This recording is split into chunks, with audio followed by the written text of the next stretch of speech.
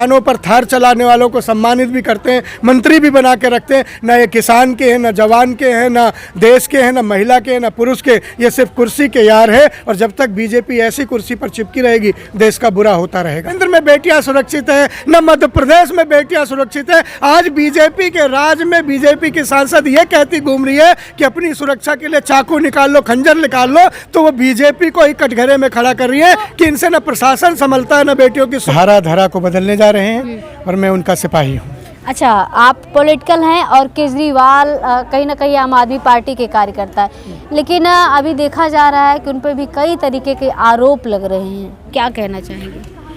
आरोप तो लोग सूरज पर भी लगा देते हैं। प्रज्ञा ठाकुर जो कि एक सांसद हैं, साध्वी हैं, एक साध्वी का बयान आता है कि लड़कियों अपनी सुरक्षा के लिए चाकू रख लो अपने पास और चाकू लेकर तैयार हो जाओ। इसको किस नज़रिए से देखते हैं आप? देखिए, मैं बड़ा दुर्भाग्यपूर्ण मानता हूं और मैं बीजेपी को और बीजेपी के तमाम शीर्षस्थ नेताओं को चुनौती देता हूं इस बात की।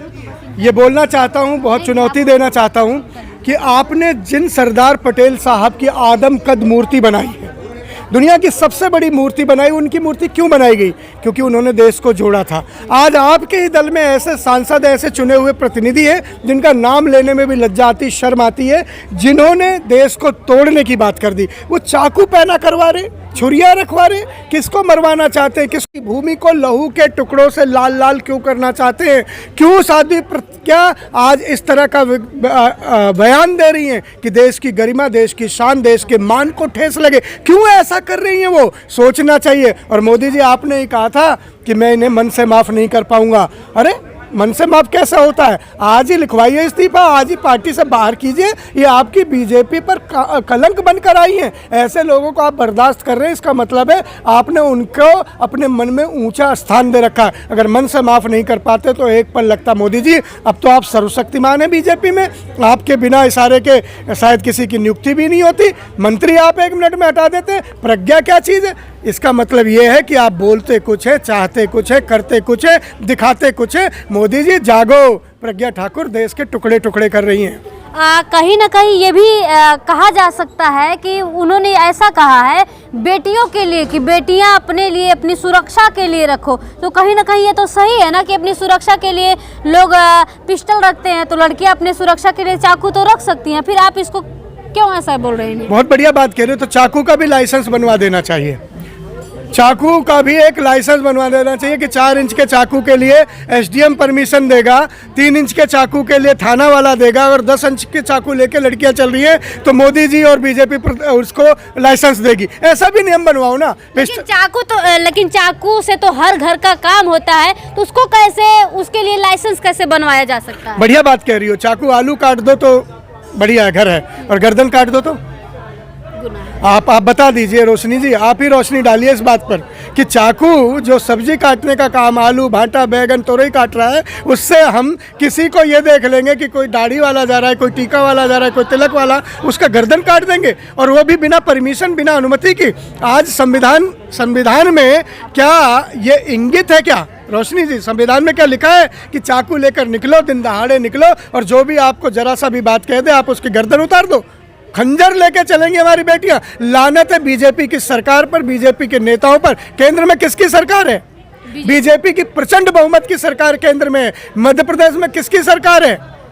बीजेपी की सरकार है। जोड़ तोड़ कर बढ़ाई बीजेपी की सरकार है। ऑपरेशन लोटस की सरकार है। अब बीजेपी के न केंद्र में बेटियां सुरक्षित हैं, न मध्य प्रदेश में बेटियां सुरक्षित हैं। आज बीजेपी के राज में बीजेपी की सांसद ये कहती घूम रही है कि अपनी सुरक्षा के लिए चाकू निकाल लो, खंजर निकाल लो, तो वो बीजेपी को ही कटघरे में खड़ा कर रही है कि इनसे न प्रशासन संभलता है, न बेटियों की सुरक्षा। जो कहा जा रहा है कि बेटी बचाओ बेटी पढ़ाओ, तो इससे क्या ये जो वादा था ये कहीं ना कहीं फेल होते नजर आ रहा है? बेटियां खुद अपनी रक्षा करें। ये जो नारा मोदी जी ने हरियाणा की धरती पर दिया था, बेटी बचाओ बेटी पढ़ाओ, उसमें प्रज्ञा जी ने एक शब्द और जोड़ लिया, बेटी पढ़ाओ बेटी बचाओ, बेटी चाकू लेके स्कूल जाओ।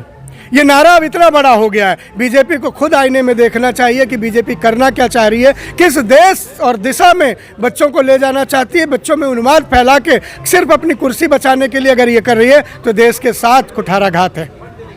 बाकी जिस तरीके से शासन है, बीजेपी के लोगों का कहीं ना कहीं जुबान अक्सर फिसल जाता है, उनके लिए क्या कहना चाहेंगे? कभी बाबा रामदेव की जुबान फिसल जाती, महिलाओं के लिए कोई ऐसे ऐसे शब्द इस्तेमाल करते हैं, कभी साध्वी प्रज्ञा कहती हैं, ऐसे नेताओं के लिए आप क्या कहना चाहेंगे? देखिए, यहाँ पर बीजेपी में ऐसे लोगों की अगर आप फहरिस्त में नाम लेंगी ना रोशनी जी, तो लंबी लिस्ट बन जाएगी। ऐसे नेता भी हैं इनकी जो कहती है रामजादे वर्सेस हरामजादे, ऐसे इनके मुख्यमंत्री भी हैं जो कहते हैं अब दूसरे धर्म की बेटियों को खींच कर लाएंगे और उनका बलात्कार करेंगे। ऐसे लोग भी हैं जिन्होंने कहा था 80% 20 की लड़ाई है। ऐसे लोग भी हैं जिन्होंने कहा था देश के गद्दारों को और गोली मारो। ऐसे आपको याद होगा वो नारे भी, इन्होंने ये भी कहा था कि इन्हें पाकिस्तान भेज दो। कोई पाकिस्तान भेजने की बात करता है, कोई गोली मारने की, कोई बेटी बहनों का बलात्कार करने की बात। और बलात्कार करने की क्या, ये तो बलात्कारियों को माला भी पहनाते हैं, किसानों पर थार चलाने वालों को सम्मानित भी करते हैं, मंत्री भी बना के रखते हैं। ना ये किसान के हैं, ना जवान के हैं, ना देश के हैं, ना महिला के हैं, ना पुरुष के, ये सिर्फ कुर्सी के यार है। और जब तक बीजेपी ऐसी कुर्सी पर चिपकी रहेगी, देश का बुरा होता रहेगा। कहीं ना कहीं किसी चीज़ को चलाने के लिए, किसी व्यवस्था को चलाने के लिए व्यवस्थित रूप से संविधान की ज़रूरत होती है, और ये भारत हमारा संवैधानिक रूप से चलता है। तो क्या लग रहा है कि या जो चीज़ें सफल हो रही हैं, या फिर संविधान का पालन ना करके असंवैधानिक तरीके से हो रहा है? जाहिर तौर पर मैंने तो आपसे पूछा था रोशनी जी कि संविधान में बाबा साहब अम्बेडकर जी ने जो हमें रक्षा का एक छाता दिया है, आज उसे तार तार कर रहे हैं, उस छाते में छेद करने की कोशिश की जा रही है। आज बताइए कि संविधान में बाबा साहब ने कहाँ लिखा है कि घर से चाकू लेके निकलो?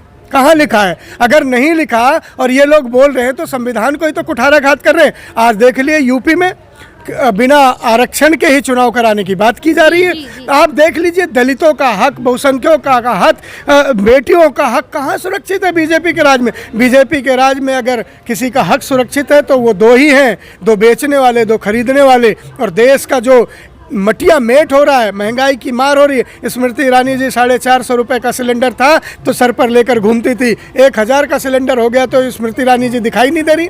ये बोलने वाले कुछ, करने वाले कुछ, इनकी जुमलेबाजी की पोल खुल गई है और देश देखने लगा है। 24 इनकी विदाई की बात है, 24 तैयारी कर रहा है। धन्यवाद। चलिए, बाकी हमारे चैनल के माध्यम से आप दर्शकों को क्या कहना चाहेंगे? मैं दर्शकों को आपके चैनल के माध्यम से यही कहना चाहूँगा कि सजग रहें, कतार में खड़े होकर अपने वोट के मान को, अपने वोट की कीमत को पहचाने। आप जिन्हें चुनने जा रहे हैं वो देश का भलाई करने जा रहे हैं, आपके बच्चों को स्कूल देने जा रहे हैं, रोजगार देने जा रहे हैं, या नफरत का उन्माद फैलाकर देश में खूनम खून करना चाह रहे हैं, देश की सड़कें लाल करना चाहते हैं। उनसे बचे, अच्छे लोगों को चुने। वक्त केजरीवाल साहब का है, वक्त आज आम आदमी पार्टी का, वक्त काम का है, वक्त ऐसे लोगों को चुनने का है जो आपके हित में खड़े हों, ना कि ऐसे जो आपके बच्चों का जीवन बर्बाद कर दें। चलिए, बहुत बहुत शुक्रिया।